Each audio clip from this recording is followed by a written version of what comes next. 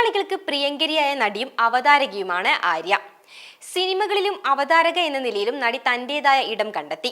ഇമേജിനെ ഭയക്കാതെ സ്വന്തം വ്യക്തിജീവിതത്തെ പറ്റിയും പല തുറന്നുപറച്ചിലുകളും നടത്തിയിട്ടുള്ള താരമാണ് ആര്യ.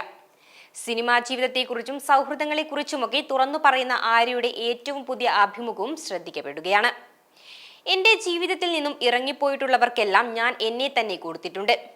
എന്റെ അറ്റാച്ച്മെന്റ് ആണെങ്കിലും ഇമോഷൻസ് ആണെങ്കിലും എല്ലാം അത്രമേൽ അളവില്ലാതെ ഞാൻ സ്നേഹിച്ചവരാണ് നിസ്സാരമായ കാര്യങ്ങളുടെ പേരിൽ എന്നെ ഇട്ടിട്ടു പോയിട്ടുള്ളത്. ഞാൻ എന്ന വ്യക്തിക്ക് അവർ അത്രേ വില കൽപ്പിച്ചിട്ടുള്ളൂ എന്നാണ് ഇതിൽ നിന്നെല്ലാം മനസ്സിലായത്. എന്താണ് പ്രശ്നമെന്ന് പറഞ്ഞിട്ട് ഇറങ്ങിപ്പോകുന്നവരെ മാത്രം പരിഗണിച്ചാൽ മതി, അല്ലാത്തവരെ പരിഗണിക്കേണ്ട ആവശ്യമില്ല.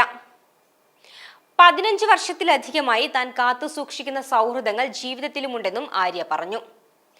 എന്റെ ജീവിതത്തിലേക്ക് വരാൻ എളുപ്പമാണ്, വിട്ടുപോകാനാണ് ബുദ്ധിമുട്ട്.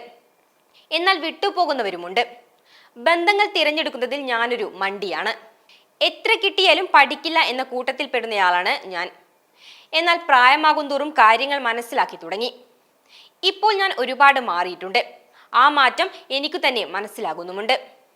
സിനിമാ മേഖലയിൽ തനിക്ക് വളരെ അടുത്ത സൗഹൃദങ്ങളില്ലെന്നും ഇതുവരെ താരസംഘടനയായ അമ്മയിൽ അംഗമല്ലെന്നും ആര്യ വെളിപ്പെടുത്തി.